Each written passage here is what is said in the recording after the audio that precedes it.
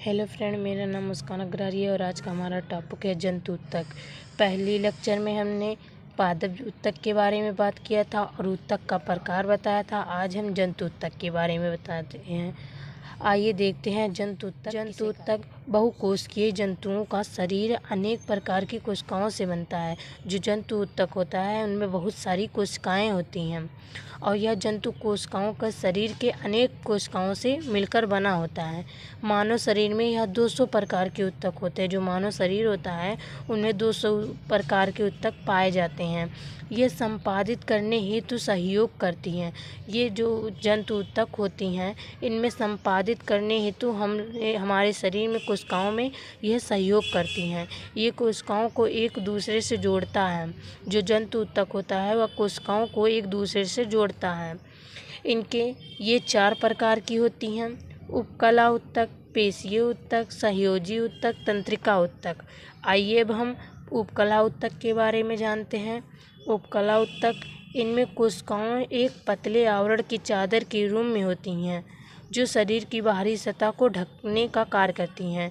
जो उपकला ऊतक होता है वह कोशिकाओं के एक पतले आवरण के चादर के रूप में होती हैं और जो हमारे शरीर के बाहर जो बाहरी सतह होती है उन्हें ढकने का काम करती है। जैसे हम जो चमड़े होते हैं उसी को ही उपकला ऊतक कहते हैं। जैसे मुख गुहा, आहार नाल, श्वास नलिकाएं आदि।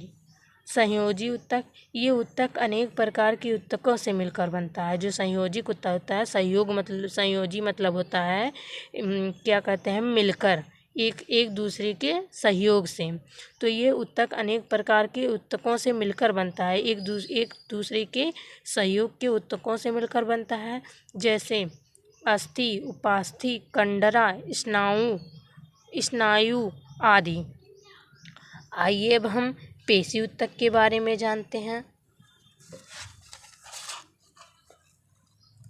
पेशी ऊतक किसे कहते हैं? पेशी ऊतक शरीर के ऐच्छिक तथा अनैच्छिक पेशी का निर्माण पेशी ऊतक से होता है। जो हमारे शरीर में ऐच्छिक तथा अनैच्छिक पेशियां होती हैं उनका निर्माण पेशी ऊतक से होता है। जैसे हृदय, फेफड़े, आमाशय, आंतें, वृक्क आदि। तंत्रिका ऊतक, ये ऊतक शरीर के संवेदनों को अंगों से मस्तिष्क तक तथा मस्तिष्क से अंगों तक ले जाने का कार्य करती हैं। जो तंत्रिका ऊतक होता है ये ऊतक के शरीर में संवेदनों जो हमारे शरीर में जो क्रियाएं होती हैं उसे पहुंचाने का कार्य, जो हमारे शरीर में क्रियाएं होती हैं उसे अंगों से मस्तिष्क तक पहुंचाने का कार्य तंत्रिका ऊतक द्वारा होता है और मस्तिष्क से अंगों तक पहुंचाने का कार्य भी तंत्रिका ऊतक द्वारा होता है। ओके फ्रेंड, आज के लिए बस इतना ही। अगली वीडियो में हम अस्थि उपास्थि के अंतर के बारे में बात करेंगे। आप हमें सब्सक्राइब कीजिए, लाइक कीजिए, बेल आइकन दबाना ना भूलें और अपने कमेंट को कमेंट बॉक्स में ज़रूर बताइए। Thank you.